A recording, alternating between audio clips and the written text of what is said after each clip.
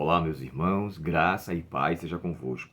Eu gostaria de começar o estudo de hoje fazendo uma correção sobre o vídeo de ontem. Eu falei Oséias 9, 3 e 6, mas o texto era Oséias 6, 3 e 6, né? Capítulo 6 e o verso 3 e 6. E por quê? Porque ontem falou sobre quem é o Senhor.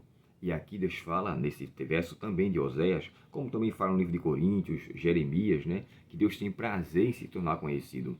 E nesse livro de Oséias, que eu queria ontem ter lido e infelizmente eu acabei esquecendo, ou melhor, anotei errado. Olha só, Oséias capítulo 6 e o verso 3 diz assim: Ah, como precisamos conhecer o Senhor! Busquemos conhecê-lo, ele nos responderá, tão certo como chega o amanhecer, ou vem as chuvas da primavera. Devemos conhecer o Senhor. E aqui está dizendo assim, como precisamos conhecer o Senhor. E o verso 6 diz assim, ó: Quero que demonstrem amor e não que ofereçam sacrifícios. Quero que me conheçam mais do que desejo de holocaustos. Mais uma vez, Deus mostrando a importância de que Ele dá a se tornar conhecido. Por quê? De acordo com o desfecho da lição de ontem, Deus quer se tornar conhecido para com que a gente de fato nos salve.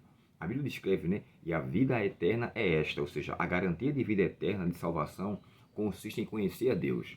Então, quando o faraó fala quem é o Senhor, ele de fato se mostrou desprovido de querer ter da parte de Deus um conhecimento verdadeiro, genuíno. Ele não só recusou, mas ainda desdenhou essa grande bênção, esse grande benefício. A lição de hoje, irmãos, nos traz o título Um Começo Difícil. Olha, a gente nota, né? Inclusive a capa da lição, que é o título central dessa semana, Um Começo Difícil, a gente viu ali uma... vou mostrar para vocês novamente. Olha só, uma ponte em ruínas, um pedaço caindo, obstáculos, sabe, dificuldades, 3 bombinhas aqui, proibido entrar e um lugar para entrar. É claro que aqui está sendo representado, a gente poderia dizer, com o lugar que eles seriam protegidos lá na Canaã terrestre. Eles, ao chegarem lá, era a terra prometida que Deus tinha dito para eles que chegassem até lá. Mas para Moisés e Arão ir até o faraó e conversar com ele, irmãos, isso tornou bem difícil esse começo. Bem difícil.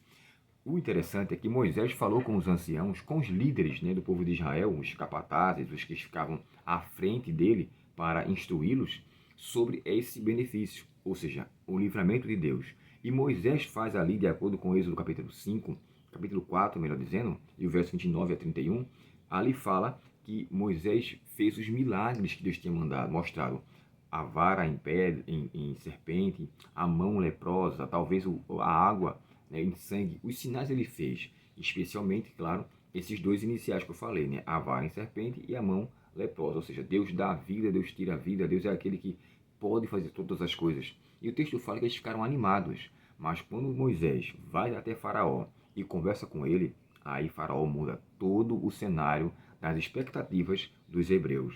Ele fala o seguinte: por que vocês querem levar o povo para um sacrifício de 3 dias? Ou oferecer a vocês? Não, não façam isso.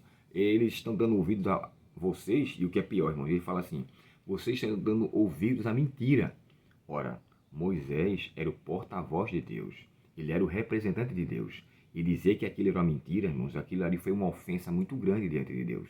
E uma maneira muito arrogante da parte do faraó. Quando Moisés fala com ele e eles impunham aos hebreus um cargo maior, aí vem agora a desconfiança, a descredibilidade e a total ausência de exercer fé.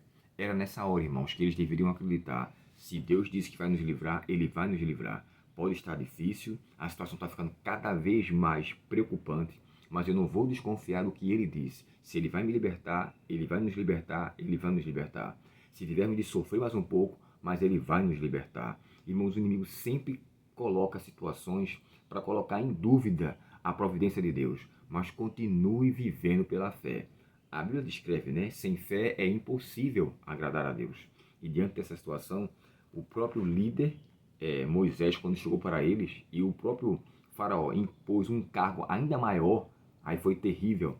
Sabe, irmãos, de acordo com essa situação, Quando nós lemos aqui o capítulo 5 e o verso 21, nós notamos que os líderes, né, os capatazes de Israel, ficaram realmente injuriados com aquilo. Olha só o que é que diz o texto em Êxodo, capítulo 5 e o verso 21. Olha só que interessante. Êxodo 5, verso 21 diz assim, ó. Eles, os líderes, disseram aos 2 irmãos: o Senhor nos julgue, o Senhor os julgue e os castigue por terem feito o faraó e seus oficiais nos odiarem. Vocês colocaram uma espada na mão deles e lhes deram uma desculpa para nos matar. Irmãos, foi um desequilíbrio muito grande. É claro, diante de uma situação dessa, a gente fala muito precipitadamente. Por isso que a Bíblia descreve, né? Há tempo de falar e tempo de calar. É muito bom cerrar os lábios, manter-se em silêncio e agir pela fé, do que se desbocar em palavras precipitadas. Palavras, na verdade, que são ditas sem fundamento. Ele falou aquilo.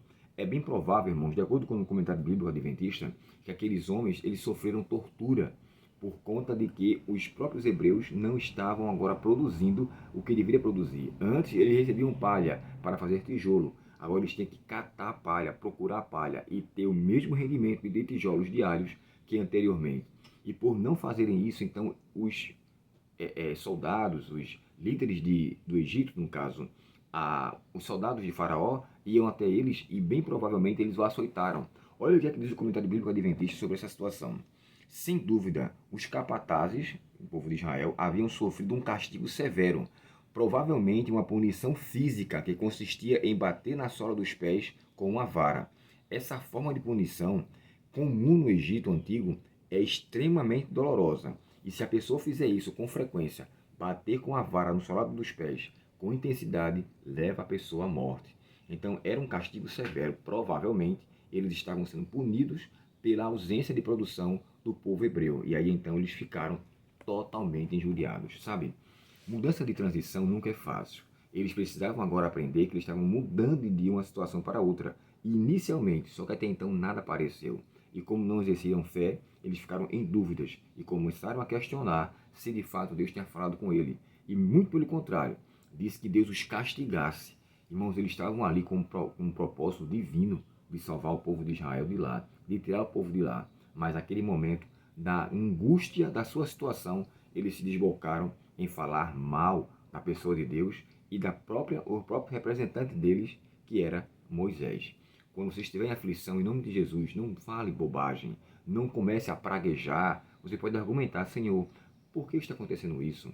Você pode argumentar porque Jesus argumentou, Jó argumentou, mas colocar em Deus uma culpa ou uma atribuição da qual não lhe corresponde é esquecer do Deus que sempre quer o seu bem. E eu quero deixar muito claro aqui: todo o trabalho de Deus sempre é para salvar. O propósito de Deus sempre é salvar. Nunca ele faz algo contrário a isso.